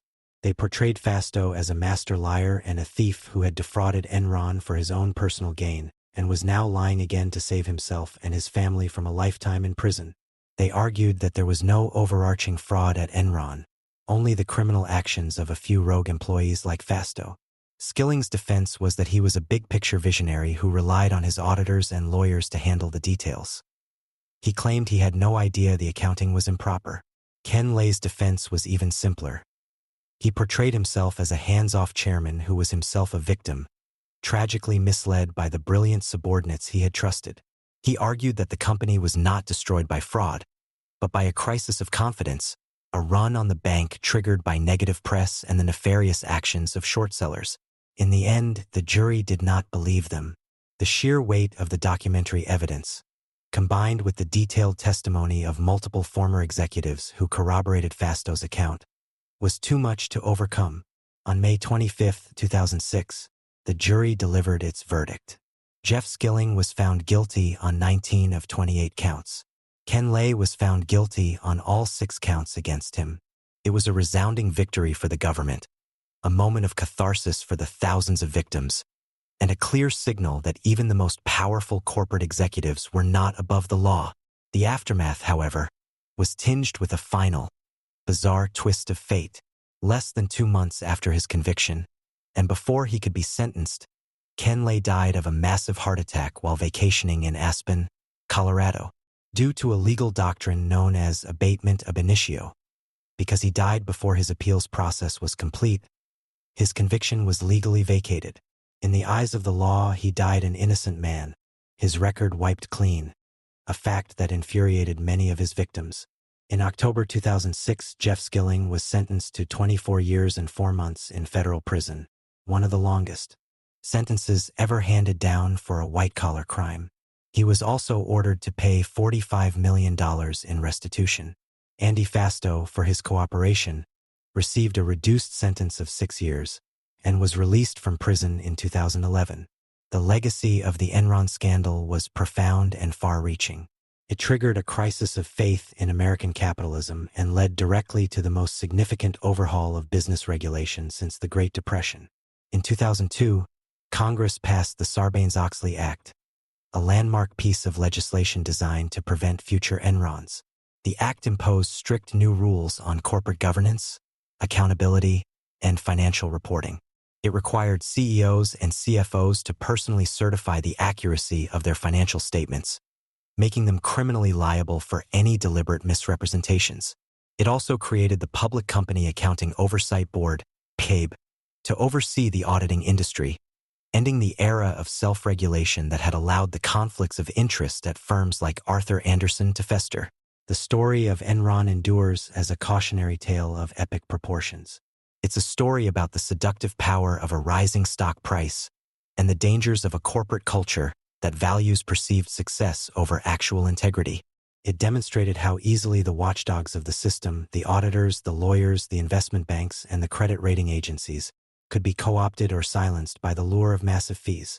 Most of all, it was a deeply human drama about ambition, arrogance, and the moral compromises made by individuals, step by incremental step, on the slippery slope from aggressive business practice to outright criminal fraud.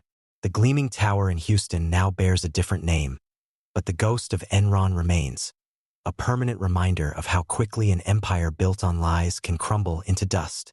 The Manson family murders. The summer of 1969 was the fever dream of a decade. It was the summer of Woodstock, of men walking on the moon, of a generation that truly believed it was on the cusp of a new age of consciousness, a psychedelic dawn of peace and love. In California, this dream was at its most potent. The air in the canyons above Los Angeles was thick with the scent of jasmine and marijuana, and the music of the Doors, Joni Mitchell, and the birds spilled from the open windows of VW vans. It was a time of immense hope, of artistic ferment, and of a radical questioning of all the old rules. But beneath the sun-drenched, flower-power surface, a different kind of energy was gathering, a darkness that was festering in the shadows. A dream was about to curdle into a nightmare, and the age of innocence was about to be murdered in its bed. The dark prophet of this new, violent age was a man who, at first glance, seemed to be just another face in the counterculture crowd. He was small in stature, with wild, intense eyes and a scraggly beard.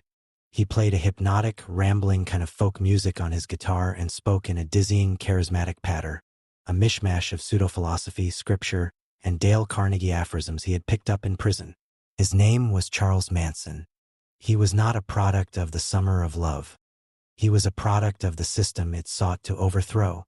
Born to a teenage mother and never knowing his father, Manson had spent more than half of his 32 years locked away in reform schools and federal prisons for a litany of crimes ranging from petty theft to pimping. He was a creature of institutionalization, a career criminal who had learned the art of survival, manipulation, and control in the harshest of environments. When he was released from Terminal Island Prison in the spring of 1967, he walked out into the full, vibrant bloom of hippie San Francisco. For a man who had only known cages, it was a revelation. He saw a world filled with lost, searching young people who had rejected their parents' values but had not yet found anything to replace them. They were a flock without a shepherd, and Manson, a man who desperately craved power and control, saw his calling. He was not just a con man anymore, he was a guru. He began to gather his followers, his family, with an almost magnetic ease. They were, for the most part, not hardened criminals or outcasts. They were kids from stable, middle-class homes, young women and men who were disillusioned with the straight world and were looking for a sense of belonging, of purpose, of love. He preyed on their insecurities, offering them total acceptance and a philosophy that absolved them of all guilt. He told them their parents didn't love them, but he did. He gave them new names. Susan Atkins became Sadie Mae Glutz. Patricia Krenwinkel became Katie. Lynette from became Squeaky. And in doing so, he erased their old identities and remade them in his image. The core of his control was a cocktail of sex, drugs, and psychological manipulation. He used communal acid trips to break down their egos and instill his own bizarre worldview. He orchestrated group sexual encounters that shattered traditional monogamous bonds and made the family a single, cohesive unit with him at its absolute center. He was the sun around which they all revolved, their father, their lover, their God. In 1968, he moved his growing family to Southern California, eventually settling at Spahn Ranch. It was a dilapidated, 55-acre movie ranch tucked away in the rocky hills of Chatsworth, a place where old westerns had been filmed. It was a fittingly surreal backdrop for the cult that was now taking shape. The family lived in squalor, sleeping in trailers and outbuildings, surviving by scrounging for food in the dumpsters behind supermarkets. But to them, it was a utopian commune, a fortress against the corrupt, materialistic world of pigs and straight society they had left behind.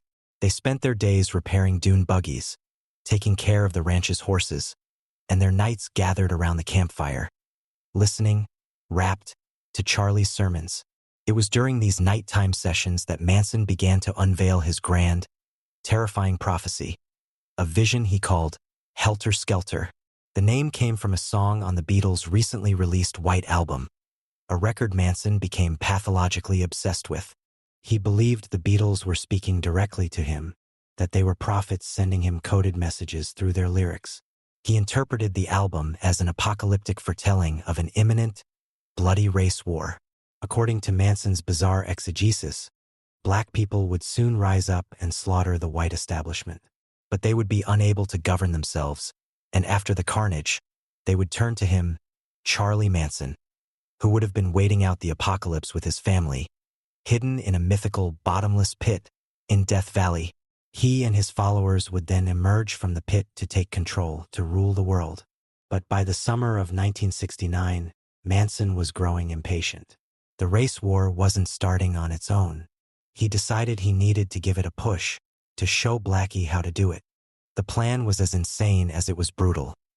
The family would commit a series of horrific, ritualistic murders of wealthy, white piggies in their homes.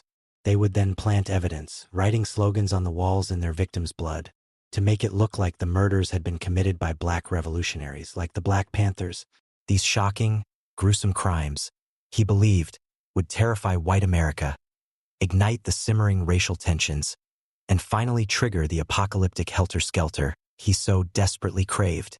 The family, their minds warped by months of LSD, isolation, and Manson's relentless indoctrination, accepted this insane prophecy as gospel.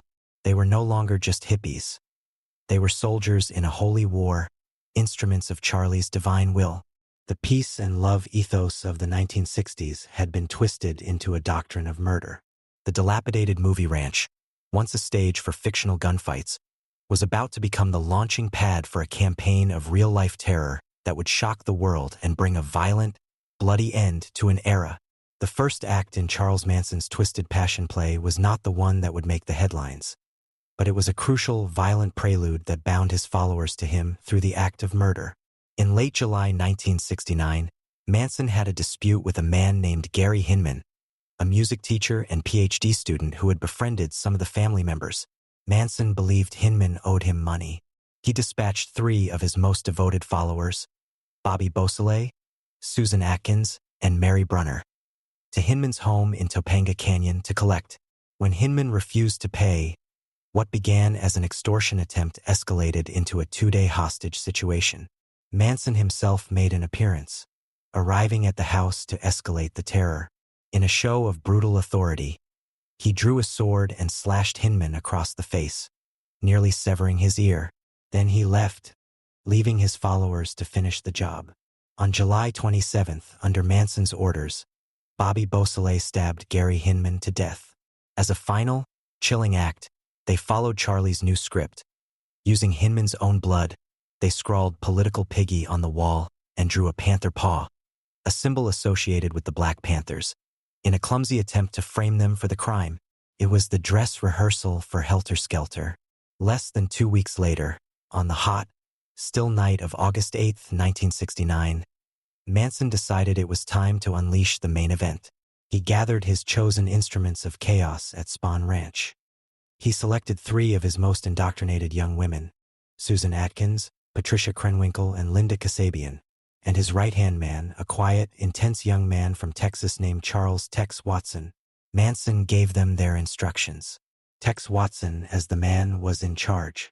He was to take the women to a specific address, 10050 Cielo Drive, a sprawling, ranch-style home tucked away in the Benedict Canyon Hills above Beverly Hills. They were to go into the house and totally destroy everyone in it, as gruesome as you can. They were to leave a sign, something witchy. The choice of 10050 Cielo Drive was not random, though the victims within would be. The house was a symbol to Manson, a place that represented the world of celebrity and success that had rejected him. It was the former residence of a record producer named Terry Melcher, the son of actress Doris Day. Melcher had briefly considered giving Manson a recording contract but had ultimately dismissed him, a slight Manson never forgave. Melcher no longer lived there, but in Manson's warped mind, the house itself was the target, a stand-in for the entire piggy establishment he despised. The house was now being rented by two of the brightest stars in Hollywood's new firmament. Roman Polanski was a brilliant, acclaimed Polish film director whose recent film, Rosemary's Baby, had been a massive critical and commercial success. His wife, Sharon Tate, was a 26-year-old actress of luminous beauty, a rising starlet whose career was just beginning to take flight. She was also 8.5 months pregnant with their first child. On that August night, Polanski was away in London working on a film. Tate was at home, entertaining 3 friends.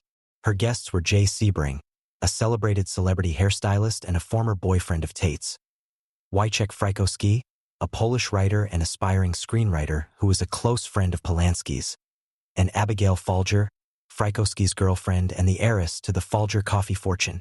It was a quiet evening at home for a group of friends, the last peaceful night of their lives. Just after midnight, Tex Watson drove the dark-colored Ford sedan up the winding canyon roads to Cielo Drive.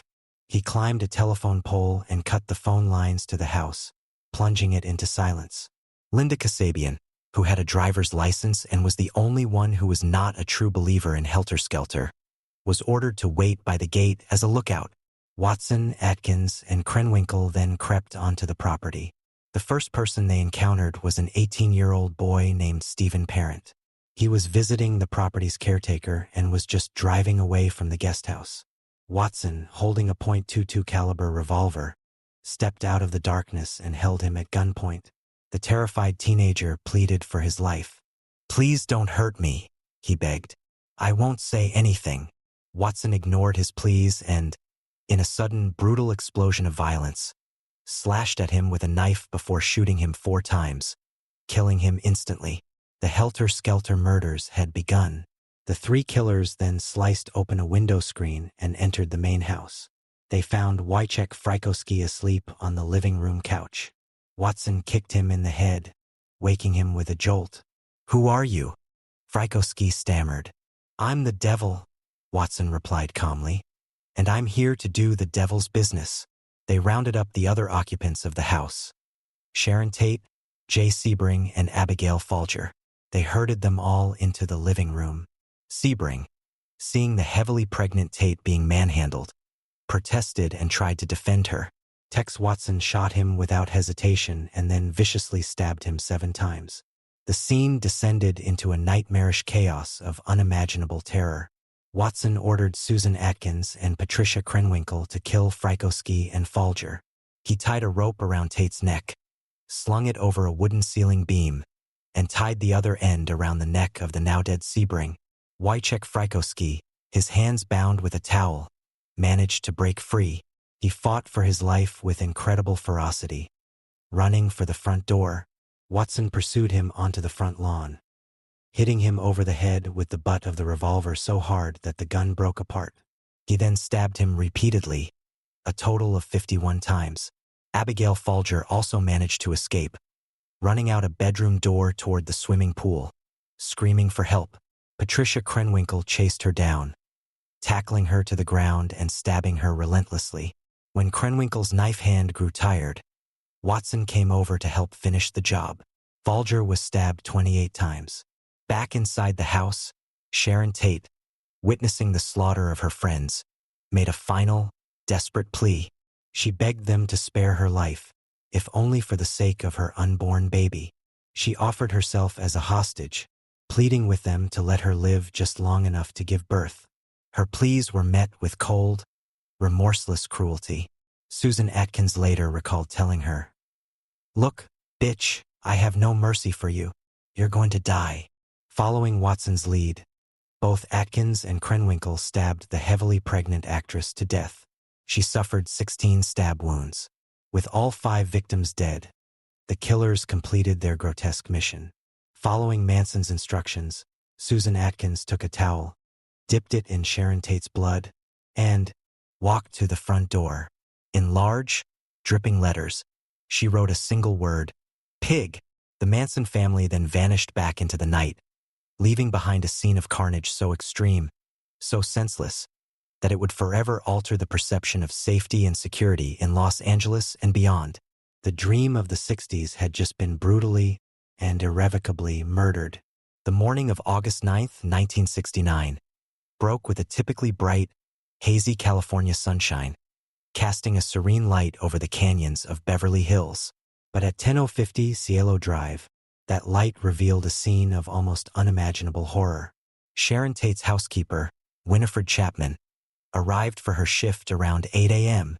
She saw the cut telephone lines, and a sense of unease settled over her. As she approached the main house, she saw what she first thought was a mannequin or a pile of red rags on the lawn. Then she saw the front door, smeared with a single bloody word. Realizing she was at the scene of something terrible, she fled to a neighbor's house to call the police. The LAPD officers who responded were hardened veterans, but nothing could have prepared them for the carnage at the Tate residence. The scene was a slaughterhouse, a tableau of extreme, ritualistic violence that seemed to have no rational motive. The 5 victims, the house in disarray, the bloody message on the door. It was a crime scene that spoke not of robbery or a targeted hit, but of a kind of frenzied, nihilistic rage that was completely alien to them. The news of the murders spread with the speed of a wildfire, first through the Hollywood community and then across the world. The victims were young, beautiful, and successful, the very embodiment of the glamorous New Hollywood. The sheer brutality of their deaths, especially that of the heavily pregnant Sharon Tate, sent a profound shockwave of fear and paranoia through the city. The assumption was that this was a drug deal gone horribly wrong, a narrative fueled by the discovery of small amounts of marijuana and MDA at the residence. The police pursued this theory, but the extreme violence didn't quite fit. This wasn't a professional hit. It was something far more personal and deranged. The city of Los Angeles held its breath, terrified that a new breed of killer was on the loose, one who could strike anyone, anywhere, without reason or mercy. While the city was still reeling from the shock of the Cielo Drive massacre, Charles Manson was back at Spahn Ranch, and he was not pleased.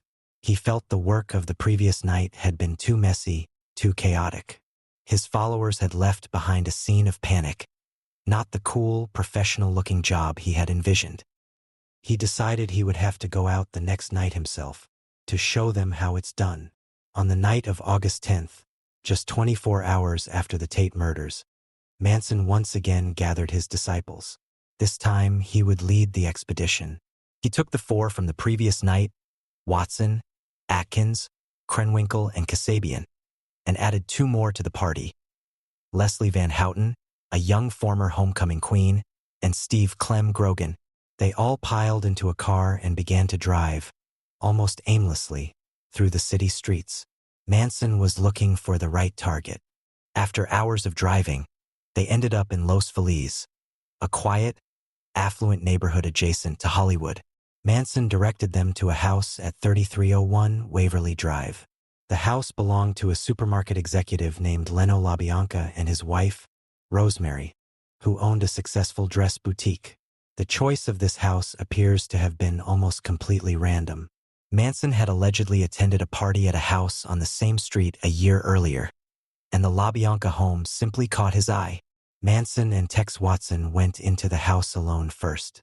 They found Leno LaBianca asleep on the couch and Rosemary in the bedroom. Using a gun, they subdued the couple, assuring them they would not be hurt, that this was just a robbery. Manson tied them up with leather thongs he had brought with him. His part in the physical act was now over. His goal was to demonstrate control, to show his followers how to take charge of a situation without inciting immediate panic. Having done so, he went back outside. He then sent Patricia Krenwinkel and Leslie Van Houten into the house with a new set of instructions for Tex Watson. Kill them, Manson, taking Linda Kasabian and the others who had stayed in the car, then drove away, leaving Watson, Krenwinkel, and Van Houten to carry out the murders. Before he left, he instructed Kasabian to drive to the home of another acquaintance, an actor, and kill him, in an act of quiet rebellion that may have saved a life. Kasabian deliberately knocked on the wrong apartment door and then reported back to Manson that no one was home. Back at the LaBianca residence, the scene devolved into another frenzy of horrific violence. Tex Watson began by stabbing Leno LaBianca repeatedly with a chrome-plated bayonet. As he did so, he could hear sounds of a struggle from the bedroom, where Krenwinkel and Van Houten were dealing with Rosemary LaBianca. Rosemary, hearing her husband's dying groans, began to fight back, swinging a lamp that was attached to her neck by its cord. Watson went into the bedroom and stabbed her several times as well. The two women then joined in the butchery. Following Watson's lead, they stabbed Rosemary LaBianca over and over, long after she was dead. In total, she was stabbed 41 times. They then returned to the living room where Leno LaBianca lay. Tex Watson carved the word war into his stomach with a knife. The women, using his blood, wrote "Death to pigs" and "Rise on the walls" and "Helter Skelter," a misspelling of Manson's prophecy, on the refrigerator door. As a final, grotesque touch, they left a carving fork protruding from Leno's stomach and a steak knife lodged in his throat. The horror of the previous night had been repeated, with a new level of ritualistic mutilation. The back-to-back massacres plunged Los Angeles into a state of unprecedented terror. The city was on lockdown. Gun sales skyrocketed. The rich and famous hired private security, installed elaborate alarm systems, and slept with guns by their beds. The two crime scenes, with their bloody, scrawled messages, were now clearly linked. The LAPD, however, failed to make the connection immediately. The Tate and LaBianca murders were being handled by two different homicide divisions, and institutional rivalries and a lack of communication hampered the investigation. They were pursuing different theories, with the Tate team focused on a drug deal motive and the LaBianca team suspecting a connection to a cult. The break in the case came from an unexpected quarter. The investigation into the earlier murder of Gary Hinman had led police to arrest Bobby Beausoleil, and while in jail, a fellow inmate heard Beausoleil bragging about the Tate murders. This information was passed on to the LAPD. At the same time, the police had conducted a raid on Spawn Ranch in connection with a car theft ring, arresting Manson and 24 of his followers. While in custody, Susan Atkins, boastful and completely lacking in remorse, began confessing her role in the Tate murders to her cellmates. She gave them a detailed, horrifying account of the killings, claiming she had been the one to kill Sharon Tate. These jailhouse confessions were the key that unlocked the entire conspiracy. The disparate crimes, the Hinman murder, the car thefts, the Tate LaBianca massacres, all suddenly snapped into focus, pointing to a single terrifying source: Charles Manson and his family. The LAPD now had its suspects. The image of the killers was not what anyone had expected. They were not black revolutionaries or drug cartel enforcers. They were a group of young, middle-class, mostly female hippies, all acting under the spell of a charismatic messianic ex-con. The truth, in many ways, was more frightening than any of the initial theories. The monsters were not from the outside. They were the kids next door. With the confessions of Susan Atkins providing a roadmap, the case against the Manson family solidified with astonishing speed. The Los Angeles District Attorney's Office convened a grand jury, and in December 1969, indictments were handed down. Charles Manson, Tex Watson, Susan Atkins, Patricia Krenwinkel, and Linda Kasabian were charged with the Tate LaBianca murders. Leslie Van Houten was charged in connection with the LaBianca killings. The stage was set for one of the most bizarre and sensational trials in American history. The trial, which began in June 1970, was a 9-month-long spectacle of courtroom chaos and counterculture theater. The prosecution's case, led by the brilliant and unflappable Vincent Bugliosi, was complex. He had to prove not only that the followers had committed the physical acts of murder, but that Charles Manson, who had not physically killed anyone at either location, was the mastermind who had ordered the killings. His entire case rested on proving the bizarre motive of Helter Skelter.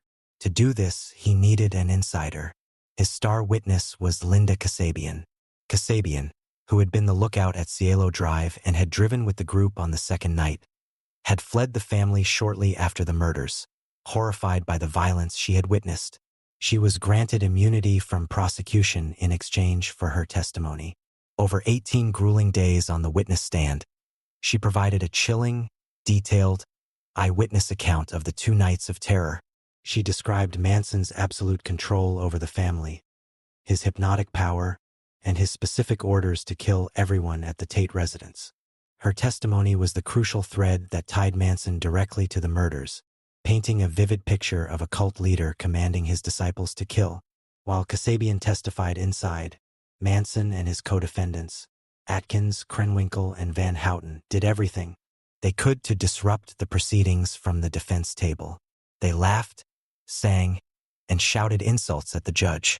They were defiant and unrepentant. In a show of loyalty to their leader, when Manson carved an X into his forehead, the three women did the same the next day, a visible mark of their continued allegiance. Outside the courthouse, the remaining family members who had not been charged held a daily vigil, chanting and proclaiming Manson's innocence. Their XS also carved into their foreheads, providing a constant, surreal sideshow for the media. The trial reached its dramatic apex when Manson, against his own lawyer's advice, decided to testify.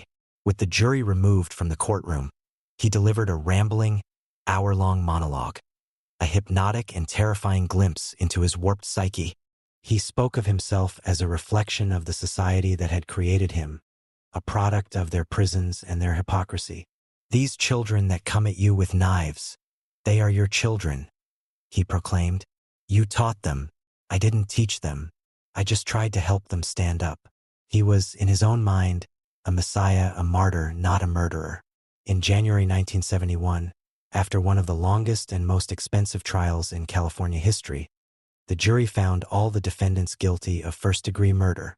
During the penalty phase, the three women, in a final, bizarre act of self-destruction and loyalty, confessed on the stand, showing no remorse and claiming full responsibility for the murders, hoping to save Charlie.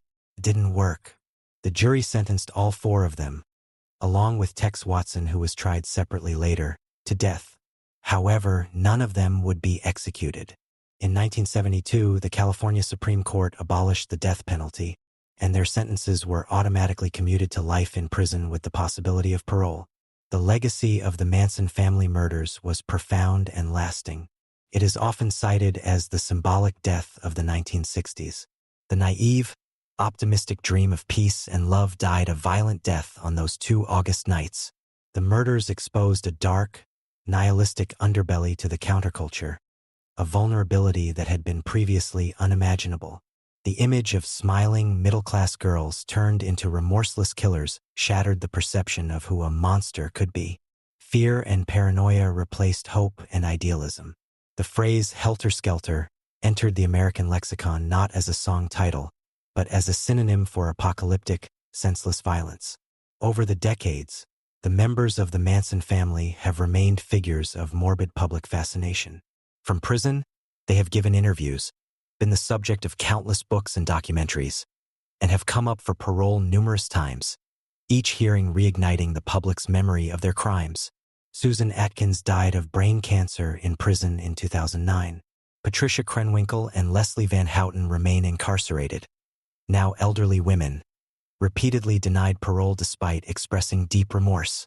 Tex Watson also remains in prison, and Charles Manson, the diminutive cult leader with the swastika carved into his forehead, remained a cultural icon of evil until his death in 2017 at the age of 83. He never wavered from his bizarre philosophy, never expressed remorse, and continued to exert a strange, dark charisma from behind bars. He became more than a man. He became a symbol, the embodiment of the dark side of the American dream. A chilling reminder that the most terrifying monsters are often the ones we create ourselves. The brutal, bloody murders he orchestrated did not, in the end, start a race war. But they did succeed in terrorizing a nation and drawing a sharp, bloody line in the cultural sand, forever separating the hopeful innocence of the 60s from the cynicism and fear that would follow.